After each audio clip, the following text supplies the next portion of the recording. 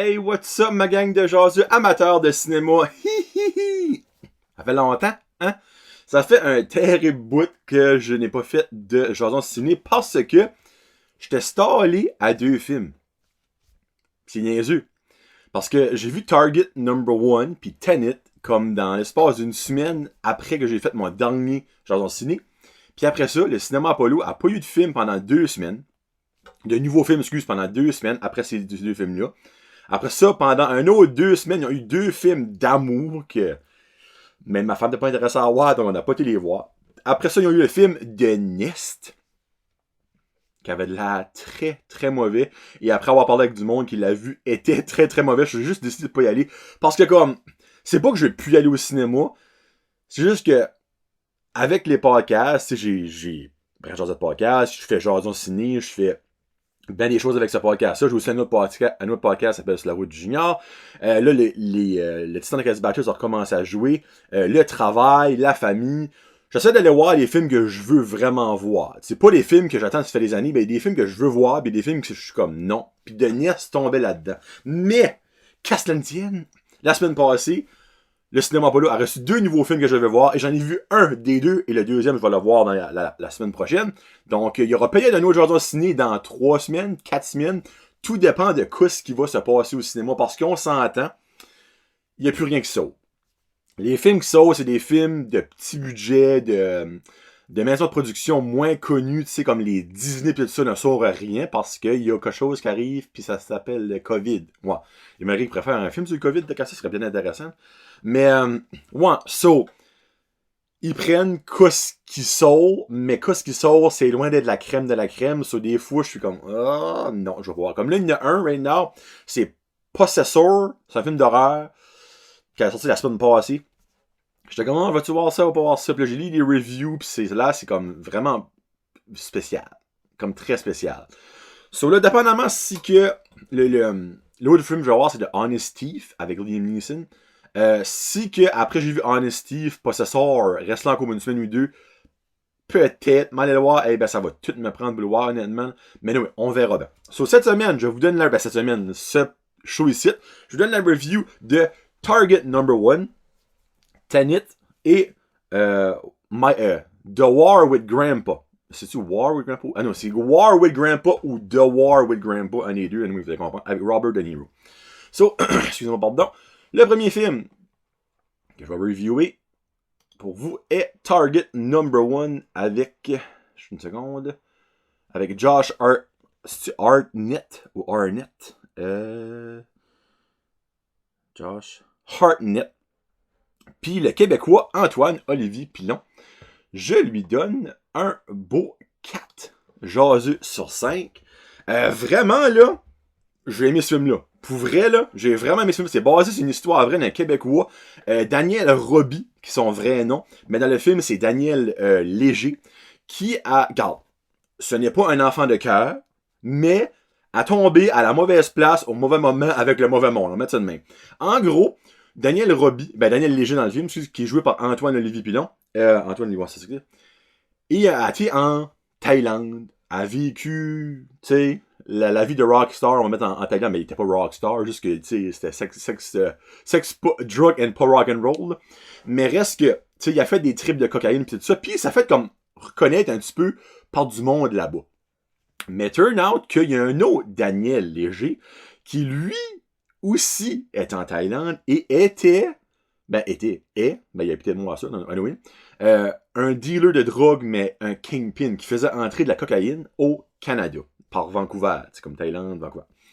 Mais turn out que le personnage de Daniel Léger meet up avec un de ses amis qui lui présente un genre de wannabe drug lord du Québec. Actually, non, c'est par Vancouver.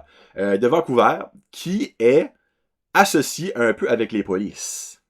Puis les polices, dans le fond, eux autres, cherchons c'est qui le fameux Daniel Léger, le fameux trafiquant de drogue qui apporte du stuff au Canada.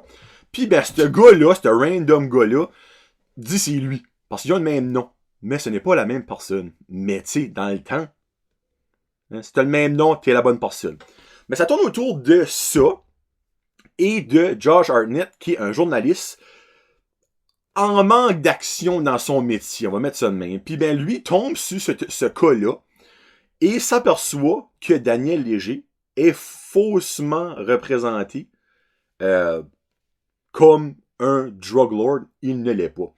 Turn out que Daniel Léger s'en va, il se fait pogner faussement par les polices qui, avant de le pogner, réalisent que c'est pas le bon gars, mais disons, on a tout fait ça, on l'a pas fait pour rien, on le prend pareil, fuck it, il pourra jamais se débattre anyway. Il est mis en prison en Thaïlande pendant 8 ans, et on parle de prison en Thaïlande, c'est plus un bordel de merde. T'as genre une cellule pour comme 75 gars en canson, en tout cas, c'est... Je sais pas si c'est même vraiment la Thaïlande, là, mais je vais pas aller en prison là-bas. Puis ben, Josh Hartnett, ce journaliste québécois, mais c'est... là, je sais pas si c'est vraiment lui, mais c'est Victor Malarek. Je sais pas si c'est ça son vrai nom dans la vraie vie, mais dans le film, c'est ça qui était son nom. Là. Victor Malarek s'en va en Thaïlande et prend le testament, pas le testament, le testimonial, dans le fond, qu'est-ce que Daniel Léger disait. Puis ben lui s'aperçoit que c'est pas le bon gars. Là. Mais après ça, c'est facile de dire que c'est pas le bon gars quand tu vois la police comme, garde, who the fuck que toi t'es, c'est le bon gars, forme la gueule, pis that's about it.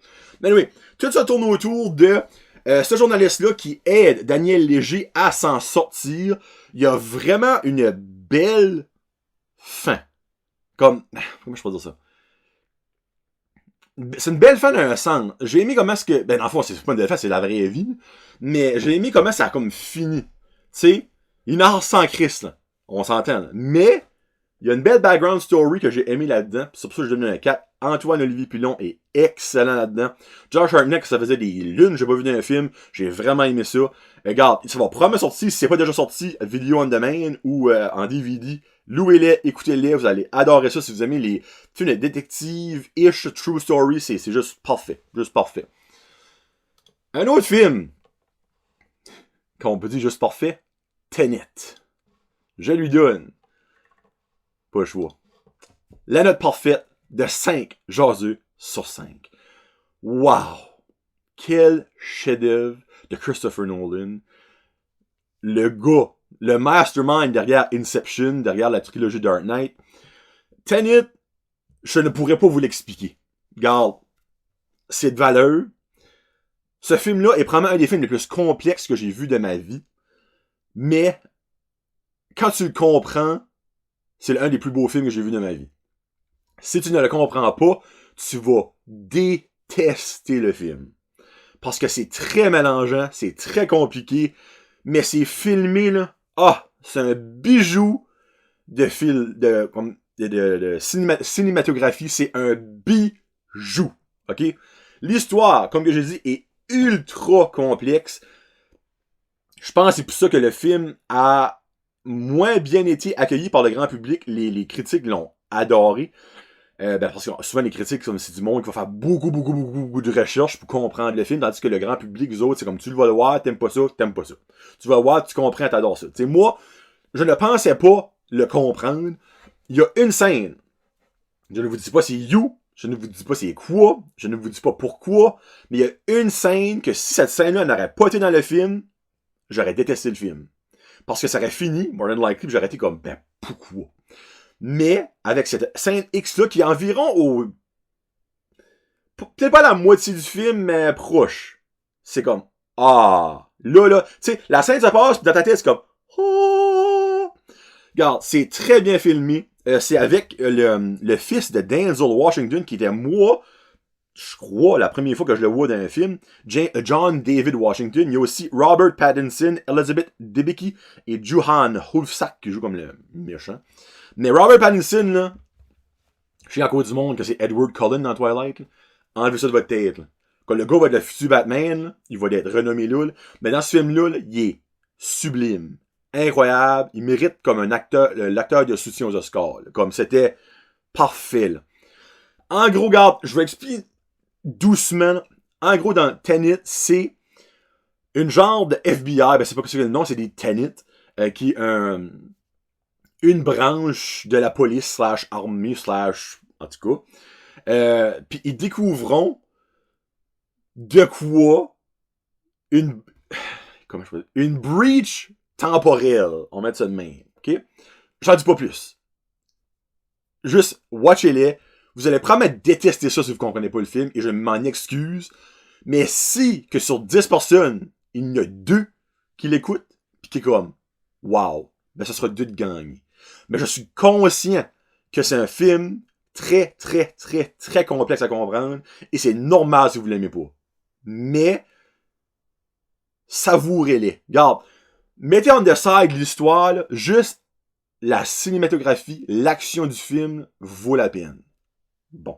Je suis pas le meilleur vendeur de ce film-là, mais je lui donne 5 sur 5 parce que moi, selon moi, ça fait chier qu'il a été releasé en temps de COVID, parce que ce film-là mériterait, parce que c'est clair qu'aux États-Unis, il n'y a pas beaucoup de monde qui l'a vu, là. C'est dommage, mais c'est un fait. Il a comme il a floppé. Il a floppé au box-office compte tenu des circonstances, mais il a quand même fait beaucoup de millions, là, en temps de COVID. So, tu sais, on met ça de même. Écoutez-les. Puis si vous voulez laisser, venez me bâcher après, je vais m'excuser.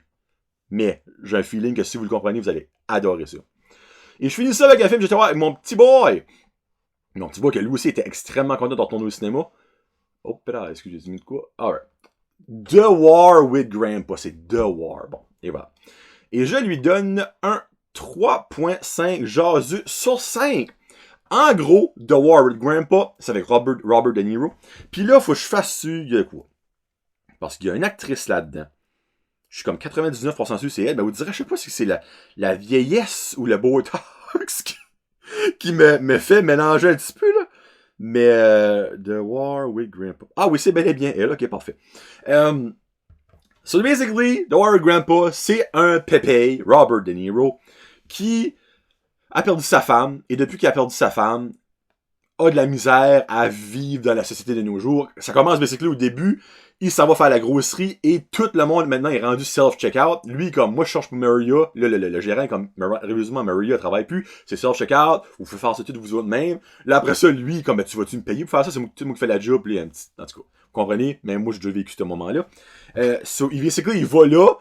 Scanne des affaires, il y a rien qui marche. Jusqu'à ça qu'il perd la carte, prend ses affaires, puis il mouille de son camp. Il a considéré comme volé, obviously.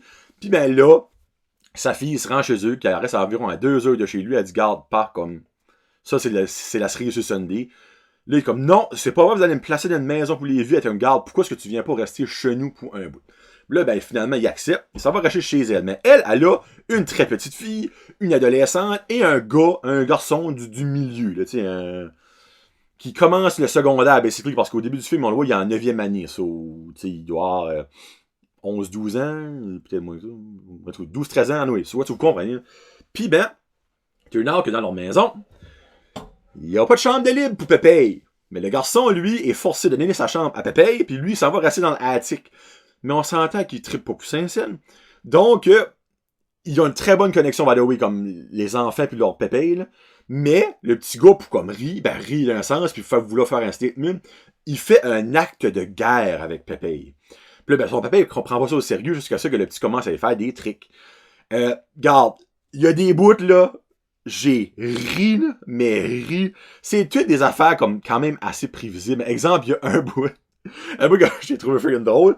So basically, son grand-père se rase la barbe, prend sa crème à barbe, ça met ça partout. Mais le petit garçon, lui, il a switché la crème à barbe pour du foam cement, du ciment en foam. Oui, ce que son grand-père aimait. Et quand il va pour se raser avec sa lame old-fashioned, la lame que tu cleans sur un morceau de cuir, là, il va et tac, tac, tac. Ça, c'est basically juste rendu du ciment.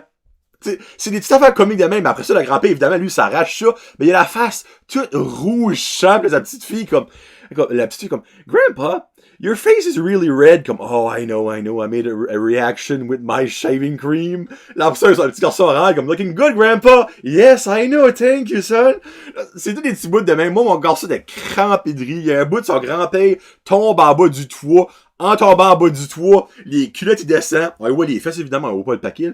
Mais le père du petit gars est en dedans. Puis ben, lui, évidemment, wow, de face. Puis là, ben, c'est un... C'est toutes des petites jokes colonnes de même. Comme... Moi, le petit, il a adoré ça. Il a ri. Comme... Après ça, on arrive à la maison, puis comme, ouais, c'était assez comique. Il dit, le pépé, il a vu les fesses. Puis là, le pépé, il a tombé en bas d'un arbre. Tu sais, comme, il colle ça, puis c'était vraiment bon. Tu sais, Pas un film qui va passer à l'histoire, là. Loin de là, loin de là. Mais c'est un mot du bon divertissement dans cette année parce qu'on s'entend qu'il y a pas mal de négatifs de nos jours right now, là. Donc ça prend un petit peu de positif, puis un petit peu de rire, puis sérieusement, aller en famille voir ça. C'est peut-être pas le film parfait familial. Il y a quand même des petits bouts, j'étais comme, ah, tu sais, c'est un petit peu plus crunchy, mais tu sais, le petit, lui, il comprenait pas plus ce qu'il faut, là. Mais, tu sais, c'est quand même un general movie, je pense. Ben, je dis ça. C'est un... Je sais pas ça. Oh oui, General. Il n'y a pas de jurage ou rien, là, don't get me wrong. Là. Mais il y a quand même des petits jokes plus crunchy que genre tomber la face dans son bol de céréales. Des choses de même. Ça que c'est The War with Grandpa. Vraiment, allez avec vos enfants, ils vont rire, c'est garanti. Bon. Finis ça avec une thriller, puis évidemment, tous les thrillers, je vais parler d'une dans les prochains jardins ciné, s'il y en a dans les prochains mois. C'est des films qui vont sortir dans Forever, parce qu'il n'y a rien que ça avant comme l'été 2021, là, c'est vraiment ridicule. Mais si que tout pour partir à la normale, j'ai bien dit si, on s'entend, 2021 va être une année de films, là, mais comme retardé mental, ok? Mais ça va-t-il arriver, ça, c'est une autre chose. Je parle de la thriller de Dune, le fameux remake de l'adaptation du film, du novel de Frank Herbert, qui a déjà eu un film dans les années 80. Basically, Dune va sortir le 1er octobre 2021, so basically dans un an. Mais la full trailer est déjà sortie, puis c'est vraiment bon. Hey, on parle d'un cast all-star. On a probablement une des vedettes montantes de Hollywood, basically, Timothée Chalamet. J'aime vraiment son nom de famille. Il y a Zendaya là-dedans, Rebecca Ferguson, Jason Momoa, Josh Brolin, Oscar Isaac, Dave Bautista, Javier Bardem. Comme, t'as du monde au pouce carré là-dedans. Puis c'est Denis Villeneuve qui l'a fait, le Québécois, Denis Villeneuve, qui a aussi fait Suspect Number 1. Target Number 1, excuse. Puis il a aussi fait Arrival, il a fait Prisoners. Vraiment un excellent réalisateur et producer. So basically, Dune, c'est l'histoire de civilisation qui vit dans le désert, puis il y a comme une civilisation qui vit vraiment dans les sables. Ils ont toutes comme des petites patates d'oxygène avec les yeux bleus. Puis il y a aussi une civilisation qui vit dans le fond, dans une autre place, je sais pas comment ils appellent ça, des genres de dunes, des dunes de sable dur. Puis t'as la fameuse grosse bébite qui je me rappelle même pas ce qu'ils sont son nom, ben ça ressemble un petit peu comme un Tremor, grosse bébite de sable là, qui passe partout puis qui mange, c'est ça qui est le danger de vivre dans les dunes. Mais regarde, juste allez voir la trailer comme vous allez tomber en amour avec la trailer raid là, c'est su. Bon, ben merci beaucoup d'avoir écouté Jardin Ciné. Là, on se reparle peut-être dans 2, 3, 4 semaines, 1 mois et demi, 2 mois. Il va définitivement avoir Honest Steve dans le prochain segment Jardin Ciné. Les autres choses, aucune idée. On se reparle plus tard tout le monde. C'est John le Jazu pour Brent Jazz Podcast. Peace out. #Jason Ciné.